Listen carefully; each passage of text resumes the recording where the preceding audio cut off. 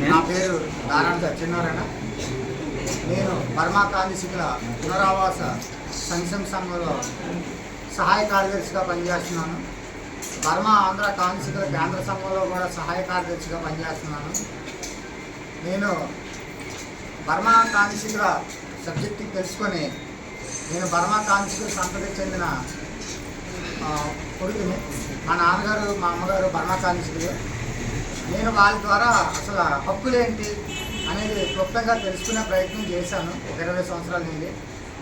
Burma కాందిశికులకి కేటాయించినవి ఏవైతే హక్కులు ఉన్నాయో ఉద్యోగం, ఉపాధి, గృహవసతి, ఈ 3 కేంద్ర ప్రభుత్వం కల్పించిన హక్కులు పునరావాసం కింద. అందులో భాగంగానే ఇప్పుడు ఏదైతే గత 10 రోజుల నుంచి కప్పరడ గ్రామానికి సంబంధించి సర్వే నెంబర్ 13లో ఏదైతే యాలిగేషన్ జరుగుతుందో, తప్పుడు ప్రచారం జరిగి ఫస్ట్ సాక్షి దినపత్రికలో వచ్చింది, తర్వాత కూడా సాక్షి దినపత్రికలో వచ్చింది, ఒక 2-3 రోజుల క్రితం ఆంధ్రజ్యోతి దినపత్రికలో వచ్చింది. బర్మా కాందిశికుల భూమి కబ్జాలు అన్న శీర్షికలు వస్తున్నాయి. అది సోషల్ మీడియాలో కూడా వాళ్ళు వైరల్ చేయడం జరుగుతుంది. దీనిపై బర్మా కాందిశికుల కేంద్ర సంఘం మరియు అనుబంధ సంఘమైన బర్మా కాందిశికుల పునరావాస సంక్షేమ సంఘం వాళ్ళకి ఏది నిజం ఏది అబద్ధం ప్రజలకి, రాష్ట్ర ప్రభుత్వానికి, అధికారులకి అందరికీ తెలియపరిచే విధంగా ఈ ప్రెస్ మీట్ నిర్వహించడం జరుగుతుంది. ఇందులో వాస్తవాలేంటి, అవాస్తవాలేంటి, నిజమేమిటి, అబద్ధమేంటి, ఎవరు ధర్మబద్ధంగా ఉన్నారు, ఎవరు అధర్మబద్ధంగా ఉన్నారనేది మీ అందరికీ తెలియపరచడానికి మీరు ప్రెస్ మీట్ అండి. దీనికి వచ్చిన ప్రతి ఒక్కరికి ధన్యవాదాలు తెలియజేసుకుంటూ, ముఖ్యంగా ఈరోజు చెప్పవలసింది ఏంటంటే, బర్మా ఆంధ్ర కాందిశికుల కేంద్ర సంఘం 1976లో ఎస్టాబ్లిష్ అయ్యిందండి. ఆ రోజు నుంచి మొత్తం రాష్ట్ర వ్యాప్తంగా, ఉమ్మడి రాష్ట్రంగా కలిసి ఉన్నప్పటి నుంచి అనేక జిల్లాల్లో ఏవైతే బర్మా కాందిశికుల పునరావాసం, వాళ్ళ హక్కుల కోసం నిరంతరంగా పోరాటం చేసి చాలా జిల్లాల్లో వాళ్ళకి స్పిన్నింగ్ మిల్స్, హౌస్లు అన్నీ కల్పించి, ఉద్యోగ ఉపాధి అవకాశాలు అన్నీ కల్పించి వాళ్ళు తోడ్పాటు వల్ల కల్పించడం జరిగింది. అలాగా నేడు వచ్చేసరికి కప్పరడ గ్రామం సర్వే నెంబర్ 13/1లో 9 ఎకరాల 50 సెంట్ల భూమిని జిల్లా కలెక్టర్ గారు బర్మా కాందిశికుల పునరావాస లోను నిధులతో 788 ఇల్లు నిర్మాణం చేయడానికి కొనుగోలు చేయడం జరిగిందండి. ఆ జరిగిన క్రమంలో 1985లో కొనుగోలు చేశారు. 3 ఫేసుల కింద ఆ గృహ నిర్మాణాలు చేపట్టడం జరిగిందండి. ఫేజ్ 1లో కొన్ని ఇళ్ళు, ఫేజ్ 2లో కొన్ని ఇళ్ళు, ఫేజ్ 3లో కొన్ని ఇళ్ళు. అలాగా 1985 నుంచి 1994 వరకు 600 గృహాలు మాత్రమే నిర్మాణం చేశారు. కానీ ముఖ్యంగా మీకు డిమాండ్ 9 ఎకరాల 50 సెంట్లలోని 600 ఇళ్ళ నిర్మాణం చేసి 188 ఇళ్ళు ఇంకా నిర్మాణం చేయకుండా 94 నుంచి వదిలివేయడం జరిగింది. ఆ ఖాళీ స్థలాన్ని పరిరక్షణ చేయమని బర్మా ఆంధ్ర కాందిశికుల కేంద్ర సంఘం అప్పటి నుండి రిప్రజెంటేషన్స్ ప్రభుత్వానికి, జిల్లా కలెక్టర్లకి, జిల్లా అధికారులకు అందరికీ తెలియపరిచి న్యాయబద్ధంగా 108 ఇళ్ళు కట్టమనే డిమాండ్తోనే అందరికీ రిప్రజెంటేషన్స్ ఇవ్వడం జరిగింది.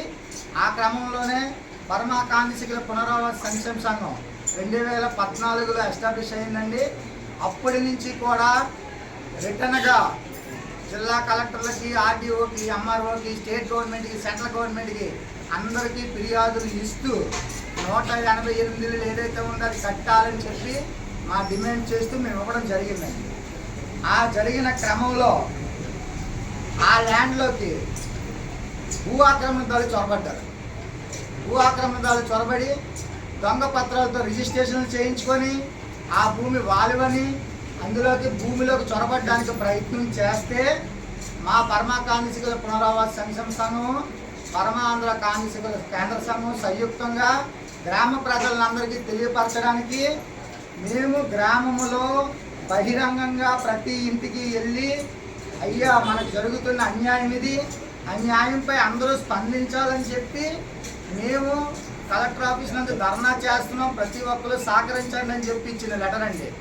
ప్రతి ఇంటికి పంచాం, ప్రతి ఇంటికి తెలియపరిచాం. కానీ అప్పుడు ఎవరు సహకరించలేదు.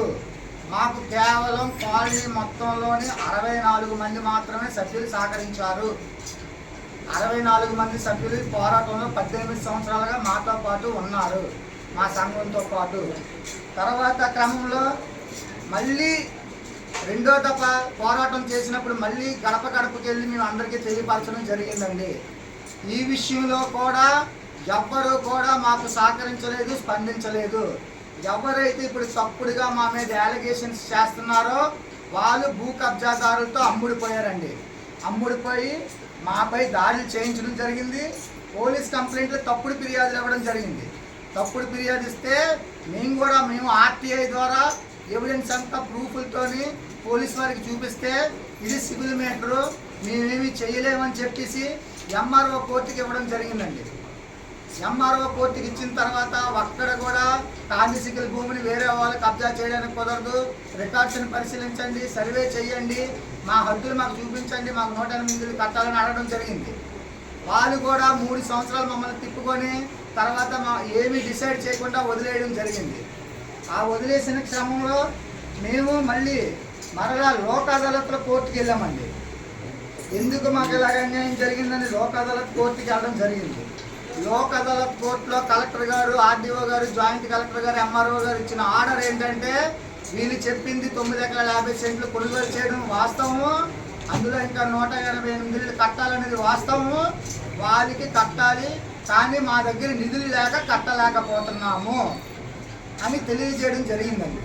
ఆ జరిగిన తర్వాత ఎప్పుడైతే వాళ్ళ ఆర్డర్ ఇచ్చారో ఆ ఆర్డర్ వెంటనే మేము మళ్ళీ అధికారులకు తెలియపరిస్తే అప్పుడు ఉన్న ప్రభుత్వం 2014లో ప్రభుత్వాన్ని ఏదైతే తప్పుడుగా కాలనీకి సంబంధించిన కొంతమంది వ్యక్తులు గతంలో భూ కబ్జాదారులతో అమ్ముడిపోయారో ఇప్పుడు కూడా లోపాయకరంగా వాళ్ళతో అమ్ముడిపోయి అనవసరమైన తప్పుడుగా మీడియా వారిని, అధికారుల్ని, గ్రామస్తుల్ని తప్పుదో పట్టించి అనేక సోషల్ మీడియాలోని పేపర్లో ప్రస్తావన చేస్తున్నారు. దాన్ని మేము తీవ్రంగా ఖండిస్తున్నామండి. ఎందుకైనా అంటే మేము 18 సంవత్సరాలు పోరాటం చేసి మీ ముందే ఉంది, మేము ఎంత అఫీషియల్గా చేశామో మాకు అసలు రాజకీయానికి సంబంధం లేదండి. బర్మా కాంగ్రెస్ హక్కుల కోసమే మేము పోరాడుతున్నాము. ఆ పోరాటంలో క్రమంగా ఏదైతే ఆ భూమి ఉందో కబ్జా వాళ్ళకి చెందకుండా నిరుపేదలైతే మేము ఎవరైతే ఉన్నామో 2014లోని రాష్ట్ర ప్రభుత్వం నిరుపేదల కోసం P1 అని వెరిఫికేషన్ చేసి ఇచ్చిన సర్టిఫికేట్లు అన్నీ మా దగ్గర ఉన్నాయండి.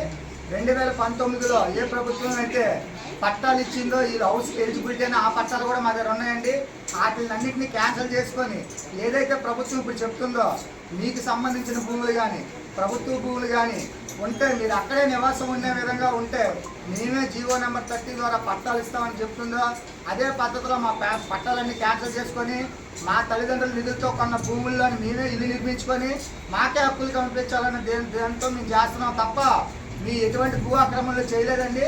మేము కల్పించింది ప్రభుత్వం ఏదైతే చెప్తుందో 48 గజాలు 60 గజాలు అందులోనే మేము ఇల్లు కట్టుకొని నిర్మాణం చేసుకొని నివాసం ఉంటున్నాం చాలా సంవత్సరాలండి.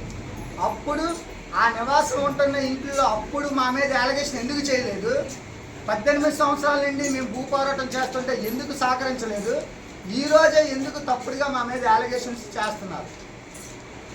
ఈరోజే తప్పుడు అలిగేషన్ మేమేదో ఎవరి దగ్గర 5 లక్షలు 10 లక్షలు తీసుకుంటున్నాం అంటున్నారండి. ఇక్కడే ఉన్నారు అందరూ మహిళలు ఇల్లు కట్టుకొని నివాసం ఉంటున్నారు.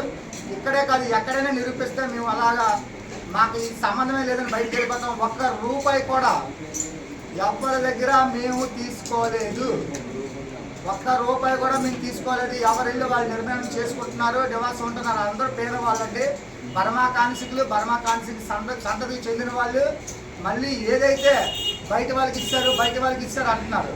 మాతో 18 సంవత్సరాలు పోరాటం చేసినా ఆ స్థానికంగా నివాసం ఉన్నారు కాలనీలో పేదవాళ్ళు ఎవరైతే ఇల్లు లేని పేదవాళ్ళు ఉన్నారో వాళ్ళు పోరాటం చేసి సహకరించారు. బర్మా కాన్సిక్ లేని వాళ్ళు అమ్మిడిపోయారు. మా సంఘాన్ని సహకరించిన వాళ్ళకి ఒక 6 మాత్రం అక్కడ ఇల్లు నిర్మాణం చేసుకొని స్థానికంగా ఉండమని మేమే అవకాశం కల్పించామండి.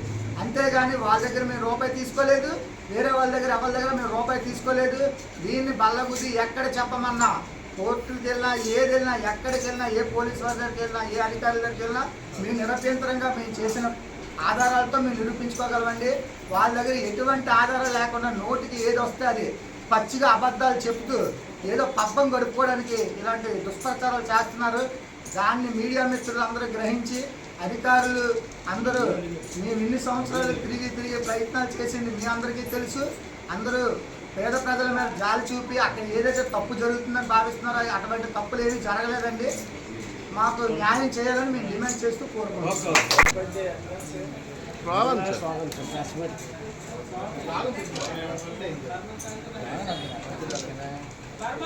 ఐక్యత